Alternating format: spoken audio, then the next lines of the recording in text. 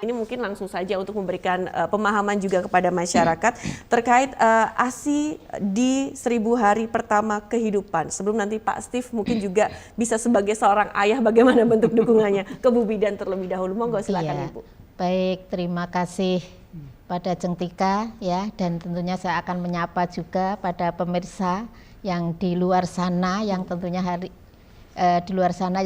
hari ini ya kita akan membicarakan tentunya ini yang sangat diperlukan di 1000 hari pertama kehidupan, air susu ibu. Ini mewakili bapak-bapak juga sebagai anggota Dewan juga nih Pak Steve. Ini sebagai seorang suami, sebagai seorang ayah juga harus mensupport istri juga ya Pak ya. Apalagi untuk ASI eksklusif juga. Mungkin bisa cara pandang dari Pak Steve sendiri bagaimana nih? Ya, ini bukan katanya tapi pengalaman pribadi. Pengalaman pribadi yang bisa karena dibagikan. baru aja melahirkan istri saya.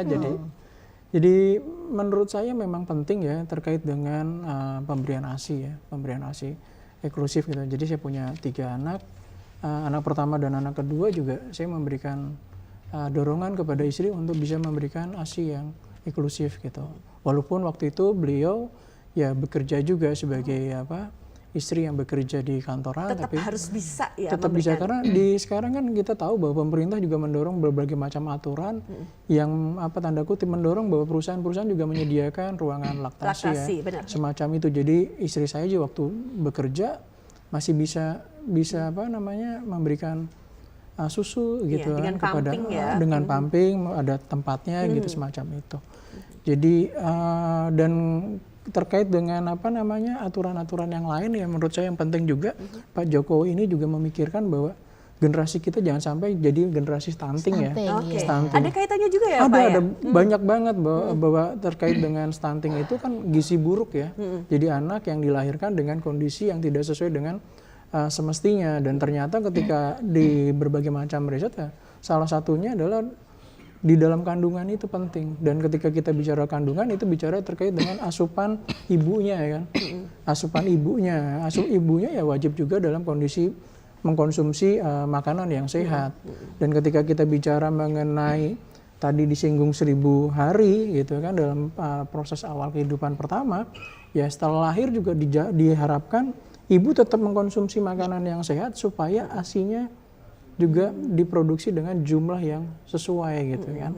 Dan kandungan ASINya juga karena ibunya mengkonsumsi makanan yang bagus, ya ASINya juga dalam kandungannya juga mengandung nutrisi yang cukup bagus juga untuk anak gitu. Dan saya sangat setuju bahwa ke depan memang kita tidak boleh lagi menyampingkan bahwa eksklusif ASI itu memang harus terus dikampanyekan. Jangan karena saya sibuk nih nggak perlu ASI eksklusif. Kan sekarang banyak juga produk-produk yang mudah gitu kan. Betul. Entah bentuknya kaleng, entah bentuknya serbuk, entah segala macam untuk pengganti.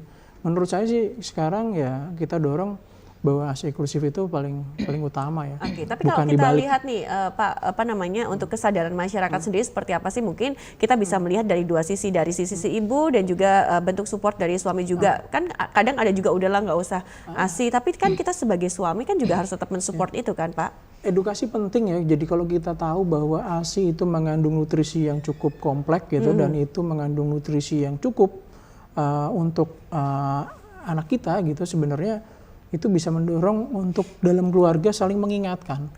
Kadangkala kita bicara, kan kita kemakan iklan gitu kan, susu merek ABC dengan formula mahal gitu, formula ABCD segala macam.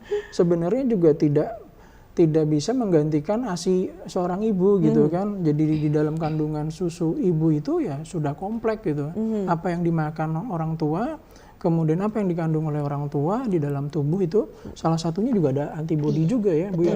Jadi ketika kita bicara susu itu bagus untuk antibodi anak, sebenarnya kan yang dibawa oleh orang tuanya sebenarnya kan diberikan kepada anak. Jadi anak itu sebenarnya membutuhkan itu gitu. Kita nggak bisa dapat dari susu-susu yang lain gitu, yang bentuk kaleng ataupun bentuk yang lain, karena itu tidak muncul dari produk-produk semacam itu.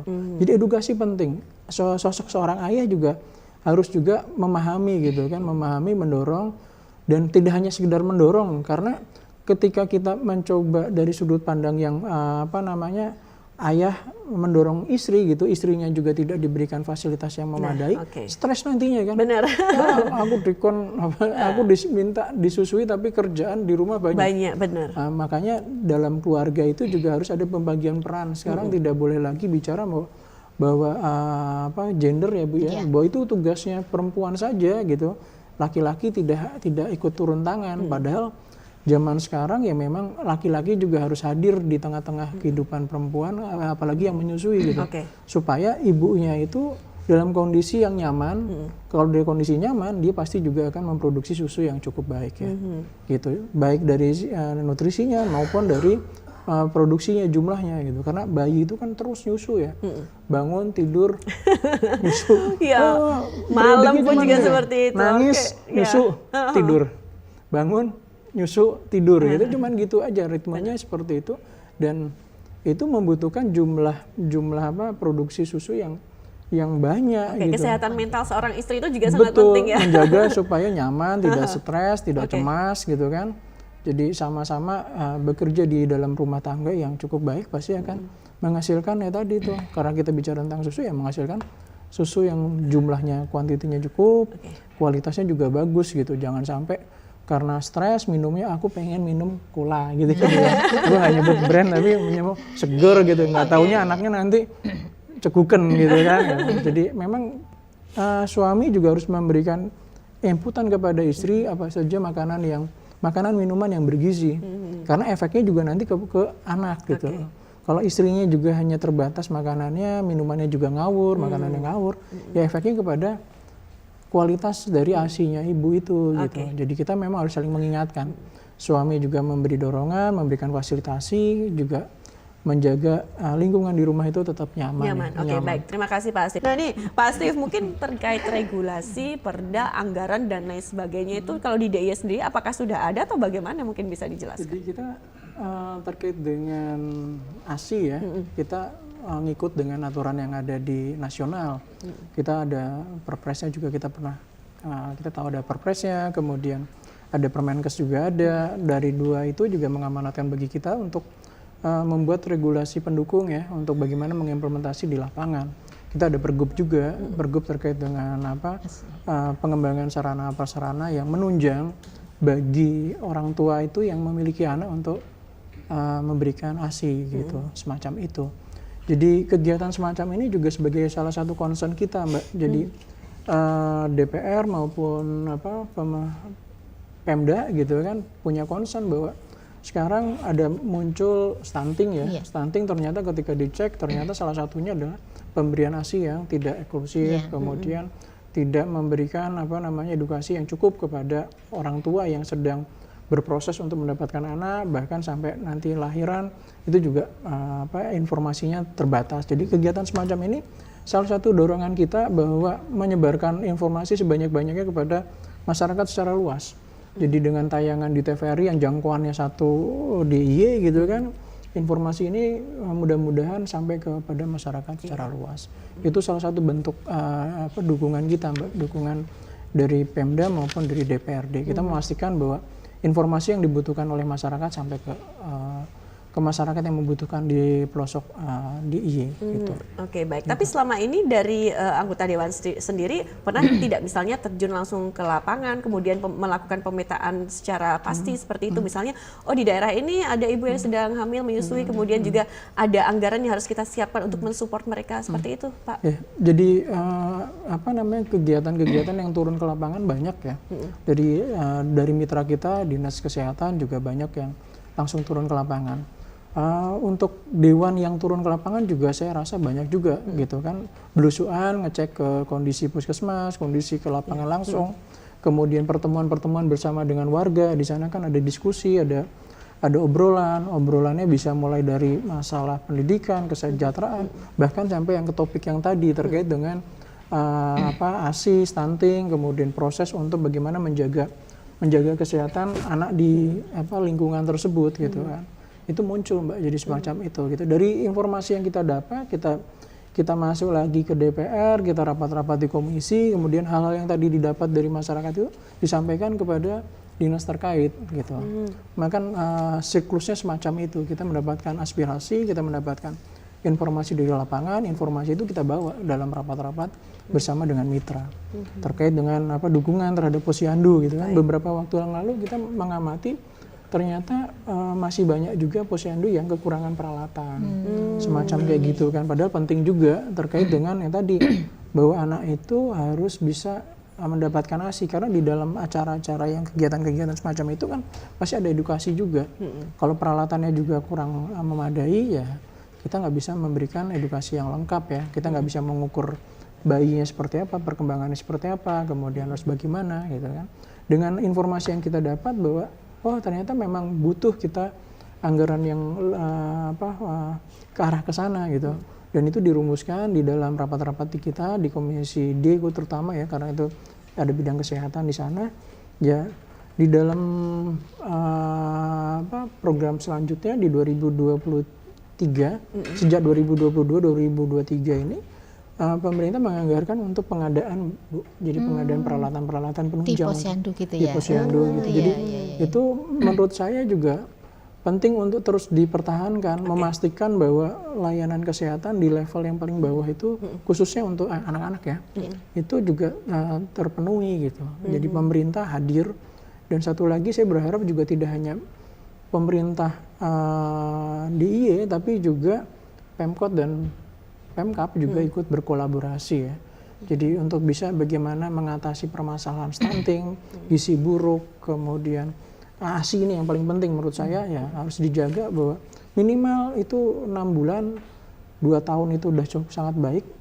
Jadi kita harus dorong itu, jangan cukup 6 bulan habis itu nanti kita pakai kalengan dan lain-lain. itu jangan seperti itu. Tapi itu terus edukasi dilakukan oleh semua pihak termasuk juga anggota dewan. Baik. Tidak hanya teori tapi juga harus memberikan teladan ya.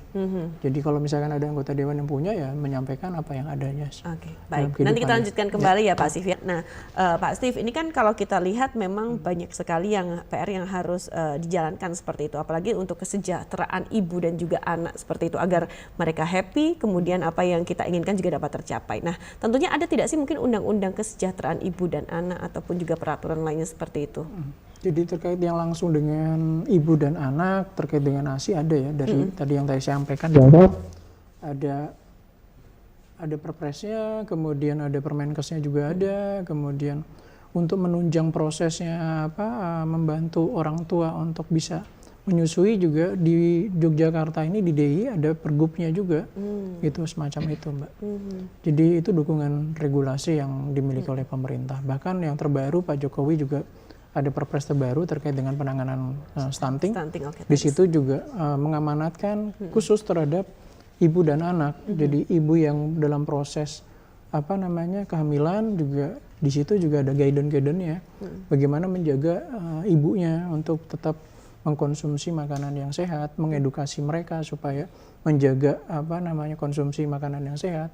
Kemudian kelahirannya juga seperti apa, kemudian dalam periode awal lahir sampai dengan 2 tahun itu harus bagaimana perawatan anak dan lain-lainnya semacam itu.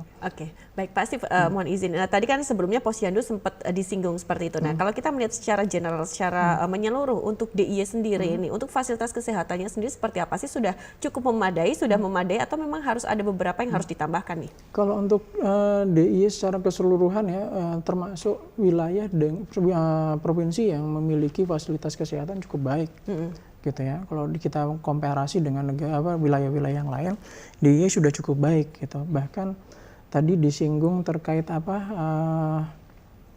laktasi gitu ya. Itu laktasi juga kita sudah punya perdanya, sudah punya pergubnya yang itu mendorong bahwa terutama untuk instansi pemerintahan menyediakan. Bahkan sekarang tempat wisata juga harus ada juga punya ya. Kayak gitu semacam itu. Menurut saya itu juga keren kan, kalau menurut saya sudah ke sana gitu. Jadi pemerintah hadir, kemudian pihak swasta maupun berbagai macam pihak juga punya concern yang sama. Tadi disinggung terkait dengan kelahiran kemudian anak diasuh di dalam ruangan yang sama gitu kan. Saya punya anak tiga, rawat gabung istilahnya. Saya punya anak tiga, yang pertama dan kedua tidak semacam itu Bu. Jadi yang pertama dan kedua parsial masih. Jadi sekarang yang ketiga ini di salah satu rumah sakit di Pantai Rapih lah gitu ya. Itu sudah mekanismenya adalah digabung. Rawat gabung jadi bayi. Jadi saya juga kaget juga gitu kan begitu loh kok digabung nih. Ya ternyata memang tujuannya untuk bagaimana menginisiasi si anak dan ibu punya bonding ya, punya keterikatan langsung gitu. Jadi di DIY tadi disinggung bagaimana kondisi pelayanan kesehatan khususnya untuk ibu dan anak ya semacam itu. Menurut saya sudah keren walaupun memang belum juga sempurna gitu kan. Kita masih terus berproses tapi secara keseluruhan rumah sakit di DIY sudah punya standar yang diharapkan yang tadi itu bahwa untuk pelayanan sayang ibu dan bayi.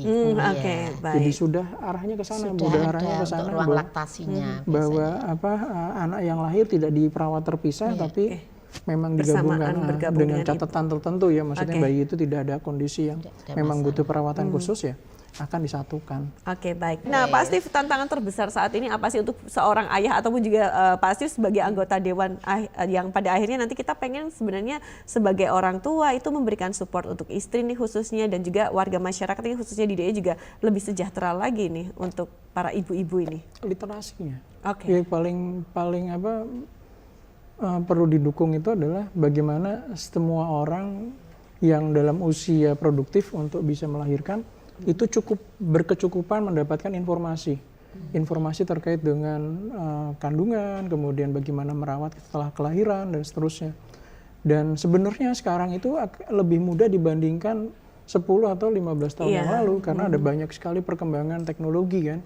Sekarang setiap ibu bahkan megang smartphone, megang HP di portal punyanya Dinkes Kesehatan ataupun nasional ataupun di lembaga-lembaga yang concern terkait dengan ibu dan anak, banyak informasi terkait dengan bagaimana merawat anak, bagaimana solusi terhadap tadi persoalan-persoalan menyusui gitu kan, banyak sekali yang kita bisa akses.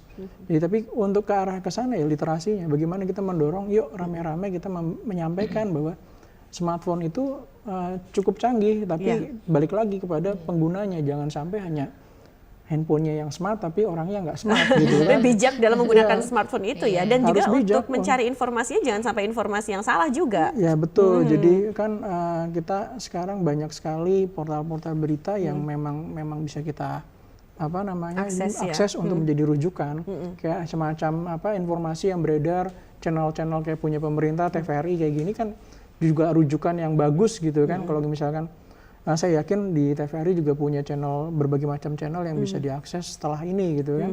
Jadi masyarakat juga bisa tidak hanya TVRI tapi banyak media-media yang lain yang bisa diakses informasinya. Dan menurut saya itu balik lagi ke pribadi, yuk kita tingkatkan literasinya sebanyak-banyaknya. Tidak hanya menunggu kalau ada yang nyekokin, tapi kita harus aktif sendiri gitu. Demi generasi kita yang lebih baik, demi anak kita. Itu ya mau nggak mau kita harus literasi, diperbanyak, googling sebanyak-banyaknya tentang proses kita merawat anak. Baik, terima kasih Pak Steve. Kayaknya ngomongin ASI itu nggak bakal ada habisnya. Next time mungkin kita bisa obrol lagi di lain kesempatan ya. Seperti biasanya sebelum menutup perjumpaan kita ada closing statement terlebih dahulu. Bu Bidan, monggo silakan ini disampaikan kepada masyarakat. Ya baik, terima kasih Jengtika. Jadi sekali lagi tentunya di 1000 hari pertama kehidupan ini adalah goal period ya, masa keemasan anak kita untuk mencapai yang perkembangan otak di 1000 hari pertama kehidupan ini adalah 80%. Ya, jadi 270 hari sejak janin dalam kandungan ditambah 730 hari dari bayi baru lahir sampai usia 2 tahun. Sehingga tolong tetap ASI eksklusif adalah pilihan utama untuk mencapai goal period ini. Baik, terima kasih Bu Tarti. Singkat saja Pak Steve. Jadi kita harus mendukung gerakan untuk memberikan ASI eksklusif minimal 6 bulan sebisa mungkin kita bisa mencapai angka 2 tahun untuk setiap anak kita yang lahir di DIY ini mendapatkan ASI yang cukup. Baik, terima kasih Pak Steve dan juga Bu Tarti yang sudah ngobrol hari ini. Kita akan berjumpa lagi di lain kesempatan dan akhirnya pemirsa, saya Artika Amelia harus pamit undur diri.